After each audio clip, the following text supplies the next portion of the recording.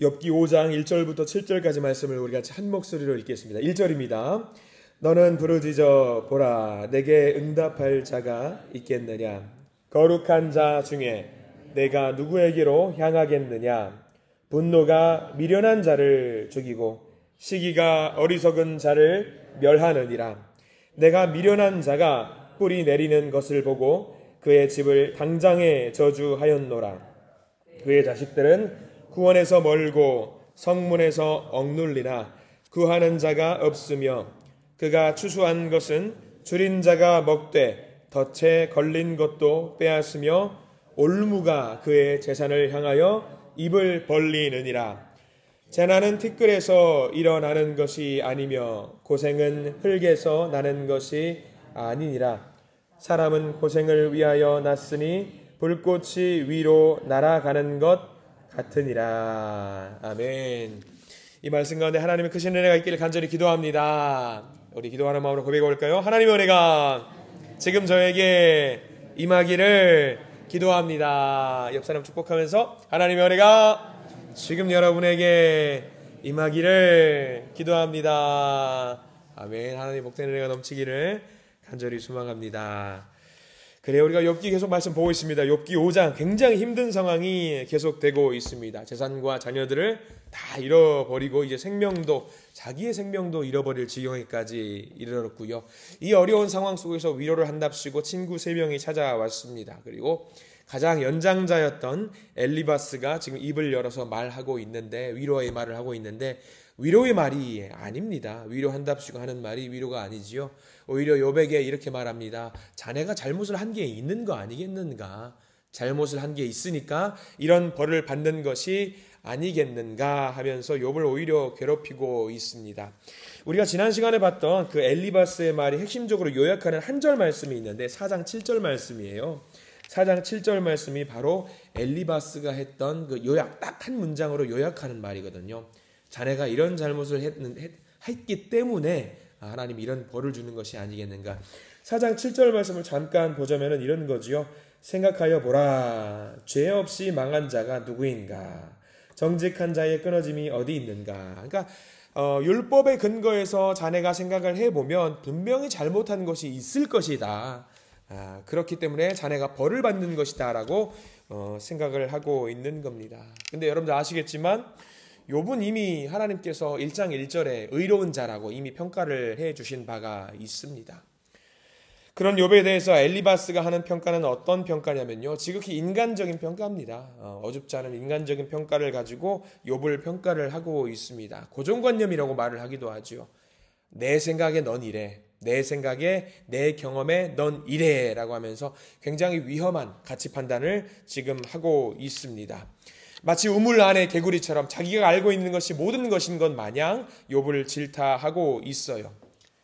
우리도 그런데 살면서 조금 잘못하면요, 우리 시대의 엘리바스가 될 수가 있습니다. 하나님의 위로자가 되기를 원한다면요, 우리가 아마 듣는 것을 더 열심히 해야 되지 말하는 것보다 듣는 훈련을 더 많이 할 필요가 있는 것 같습니다. 욥기를 읽으면서 그런 기도를 웃자고 한 적이 있어요. 하나님, 이 입을 단속하게 해주시고 귀에 피가 날지언정 들을 귀를 주시옵소서라고 기도를 한 적이 있거든요. 믿는 사람은 좀 그럴 필요가 있는 것 같아요. 우리의 입을 조금 단속하고 오히려 위로가 필요한 사람들의 말을 들을 수 있는 귀를 주시옵소서. 아마 우리에게 필요한 가장 큰 은사가 아닌가 생각을 하게 됩니다. 최선을 다해서 상처받은 자와 아픔 있는 자의 고통을 들어줄 수 있는 우리가 되어야 될 것 같습니다. 엘리바스가 여기서 말하는 것보다 듣는 것을 더 많이 택했다면 상황이 아마 많이 달라져 있을 것 같다 생각을 좀 하게 되거든요. 1절 말씀에 이렇게 나와 있습니다. 5장 1절 말씀 같이 한번 읽어볼까요? 시작. 너는 부르짖어 보라, 내게 응답할 자가 있겠느냐? 거룩한 자 중에 내가 누구에게로 향하겠느냐? 이 말은 그런 말이에요. 너는 이 상황에서 기도하는 것도 필요 없다. 기도하는 것조차도 소용이 없다. 기도해도 응답이 없을 것이다 라고 아주 처절하게 욥을 질책하고 있는 장면입니다. 왜 응답이 없을까? 엘리바스가 생각하기에는 욥은 이미 죄인이거든요. 죄인이기 때문에 하나님께 아무리 기도를 올린다라고 할지라도 그 기도에 응답이 없을 것이다라고 지금 욥을 지금 구석으로 몰아넣고 있습니다. 이 1절 말씀은요, 참으로 마음을 아프게 하는 말입니다. 왜냐하면 여러분들 욥을 보십시오. 욥이 지금 할 수 있는 게 뭐밖에 없어요? 기도밖에 없어요. 기도밖에. 기도 말고는 할 수 있는 게 없어요. 최후의 보루입니다. 내가 할 수 있는 가장 마지막 남은 지푸라기 같은 거예요. 이 세상 어디에도 나를 도울 수 있는 것이 없습니다. 그만큼 너무 힘들어요. 어렸을 때 두 아이들을 키우면서 저는 굉장히 엄한 아빠예요. 여러분들도 아마 엄하게 자녀들을 키우셨겠지만 자녀를 혼낼 때가 많이 있었습니다. 그러면서 혼내더라도 아내와 약속한 게 하나 있었습니다. 뭐냐면 빠져나갈 수 있는 최후의 보루를 만들어두자. 그러니까 아주 사각 링에 가둬놓고 빠져나갈 구석 없이 아이들을 혼내면은요, 아이들이 그게 트라우마로 남더라고요. 그러니까 아무리 혼내더라도 아이들이 도망갈 수 있는 여지는 꼭 만들어두자 해가지고 그 도망갈 수 있는 여지가 하면 내가 만약에 혼내면은 누가 그 최후의 보루가 되어주는 거죠? 엄마가. 그리고 만약에 엄마가 혼내면은 아이들이 견디다 귀가 아주 피가 날 지경이야. 그러면 누구한테 오죠? 저한테 와요. 그래서 아이들에게 혼낼 때 우리들이 약속한 게 있어요. 최후의 보루, 마지막 남을 수 있는 지푸라기가 되어주자라는 생각을 한 적이 있어요. 그럼 아이들은 아무리 극단적이고 힘든 상황이, 물론 극단적인 상황 그 지경까지 혼내진 않습니다만, 그렇게 혼내더라도 아이들은 마지막에 와서 엄마한테 와서 안기거나 아빠한테 와서 안기는 경우가 있어요. 그렇게 최후에 남은 지푸라기라도 있으면은요, 아이들은 그래도 웃고 마지막에는 웃을 수가 있거든요. 근데 욥은 지금 마지막 남은 지푸라기가 뭐였어요? 기도였어요. 하나님 말고는 없었어요. 하나님 내 손을 잡아주시옵소서. 그게 마지막 남은 거였거든요. 근데 지금 엘리바스가 뭐라고 이야기를 하고 있냐면, 야, 너는 기도해도 소용이 없어. 기도해도 너는 필요가 없어. 왜? 너의 기도는 듣지 않으시거든. 너는 죄인이기 때문에 듣지 않으시거든. 근데 그렇습니까? 우리 하나님 그런 분 아니시잖아요. 1절 말씀은요, 위로하는 것도 아니고 혼내는 것도 아니고 저주입니다. 저주. 그래서 2절과 3절과 4절과 5절 그리고 6절까지 나가서 계속해서 욥을 구석으로 몰아넣고 있습니다. 6절 말씀 살짝 볼까요? 우리 6절 말씀 엘리바스가 뭐라고 하는지 한번 보겠습니다. 6절 함께 읽습니다. 재난은 티끌에서 일어나는 것이 아니며 흙에서 나는 것이 아니니라. 그러니까 재난과 고통과 고난은 아무 이유 없이 발생되는 것이 아니다. 원인이 있기 때문에 발생되는 것이다. 자네가 당하는 재난과 자네가 당하는 고통은 원인이 있다. 그 원인이 누구다? 욥이다. 스스로다. 너 스스로 원인을 자초했기 때문에 이런 것들이 발생되는 것 아니냐. 근데 마치 이 이야기를 들으면은요, 엘리바스의 이야기를 들으면 굉장히 설득력 있는 것처럼 들려요.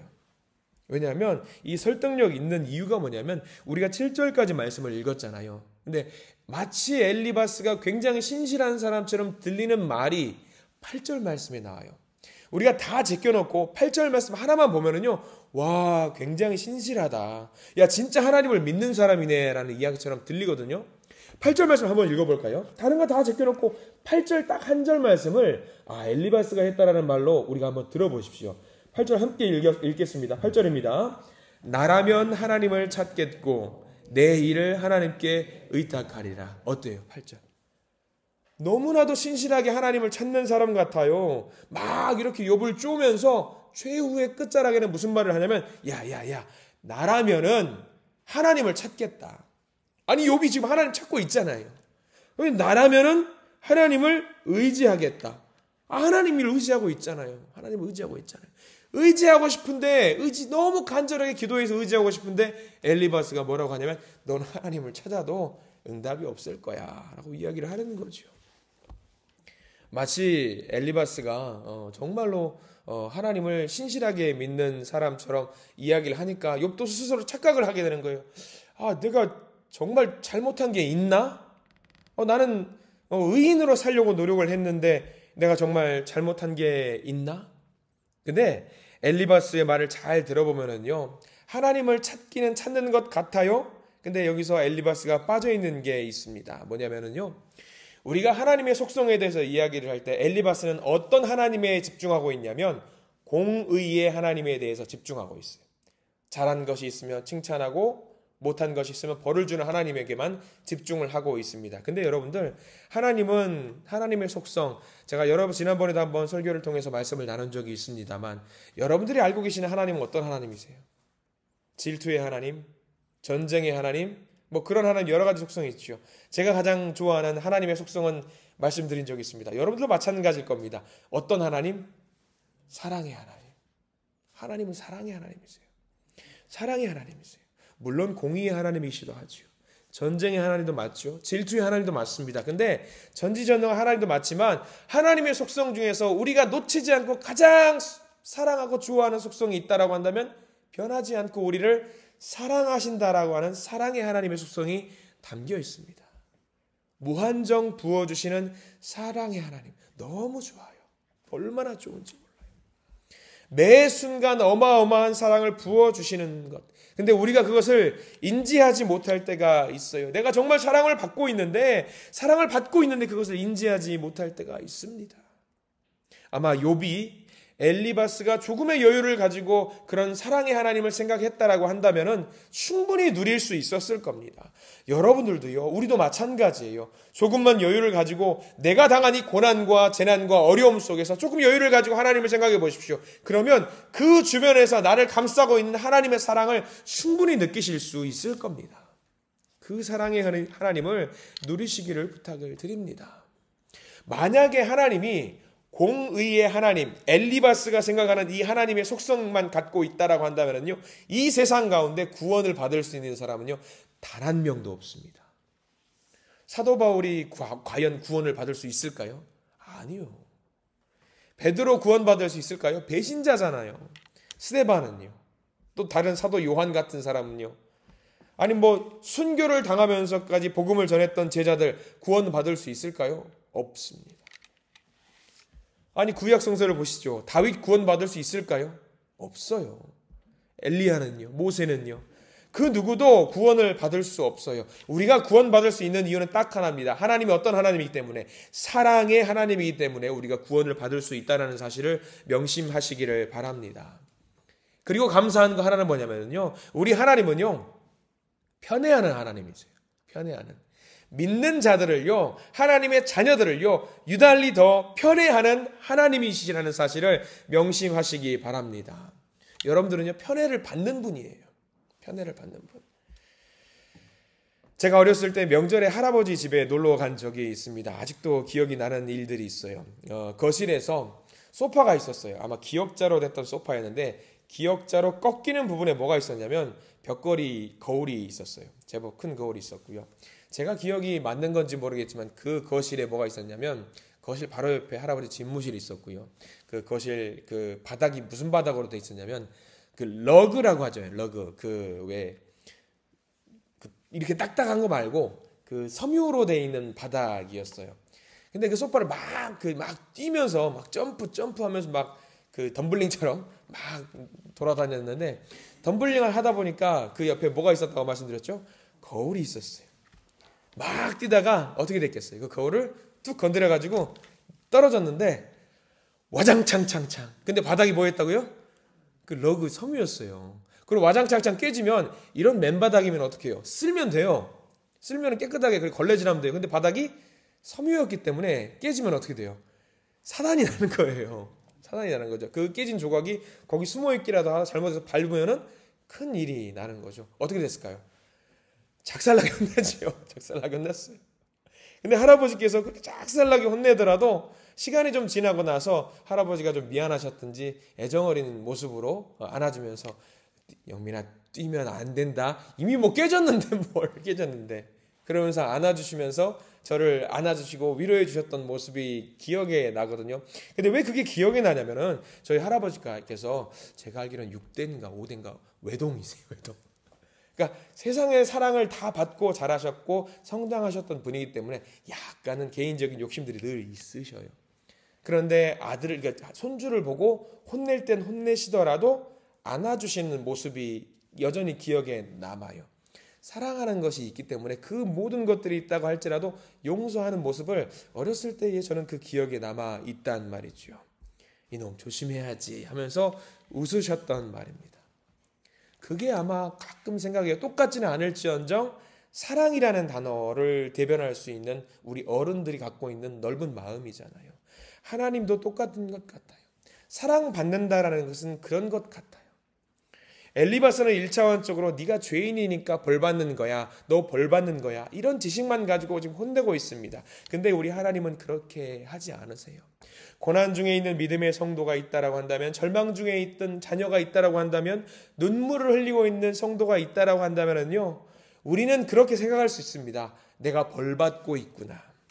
내가 벌받고 있으니까 이런 고통당하고 있구나. 근데 하나님은요, 그것을 넘어서 늘 우리를 안아주시고 사랑하시는 분이라는 사실을 우리가 잊지 마셨으면 좋겠습니다. 우리가 하나님을 믿을 때 정말 조심해야 하는 것이 있다라고 한다면요, 우리의 얄팍한 지식으로 하나님을 틀 안에 가두는 이 잘못을 하지 마시기 바라요. 우리가 주일에 나면서부터 맹인이 되었던 사람이 딱 대표적이잖아요. 고난을 통해서 구원으로 인도를 받았어요. 그게 하나님께서 생각하시는 수준이에요. 근데 우리는 우리의 수준에서 하나님을 판단할 때가 많이 있습니다. 욥기 5장을 통해서 우리가 잘 기억해야 될 것, 공의의 하나님만이 있는 것이 아니다. 사랑의 하나님이시고 우리를 돌보시는 하나님이시다. 그래서 어렵겠지만 기도하면서 하나님의 시각으로 우리 스스로를 보고 우리가 하나님 앞에 나아갈 수 있는 우리 믿음의 성도들이 되어야 됩니다. 우리가 고난 가운데 있을 때에 먼저 생각하십시오. 내가 잘못한 것이 있기 때문에 이 재난 가운데 있고 고난 가운데 있다라는 생각이 아니라 내가 과연 무엇을 해야 될 것인가? 하나님 앞에서 내가 무슨 일을 해야지 하나님이 좋아하실 것인가? 그것을 먼저 생각하시기 바랍니다. 그 고백을 하면서 하나님의 사역에 동참받는, 그리고 넘치는 사랑 가운데 오늘 하루를 살아가실 수 있는 믿음의 성도님들이 되시기를 간절히 축원합니다. 기도하겠습니다. 주님 감사합니다. 욥의 답답한 상황 속에서 돕겠다고 했던 엘리바스의 말은 하나도 도움이 되지 않고 오히려 아픔을 주고 있습니다. 우리의 모습이 마치 이런 것 같습니다. 온전히 하나님을 바라보게 해 주시옵소서. 우리의 수준이 아니라 하나님의 수준에서, 하나님의 차원에서 우리의 문제를 바라보게 해주시고 그 상황 속에서 넘치도록 부어주시는 그 사랑을 누릴 수 있는 우리 모두가 되게 해 주시옵소서. 나를 부르신 이도 하나님이십니다. 나를 보내신 이도 하나님이십니다. 나의 나 된 것은 하나님의 은혜라고 우리가 고백하고 있습니다. 그렇기 때문에 하나님의 뜻에 집중하게 해 주시고 하나님이 주시는 힘으로 우리가 처한 어려움을 이겨낼 수 있는 모든 성도들이 되게 해 주시옵소서. 예수 그리스도의 이름으로 간절히 기도드립니다. 아멘.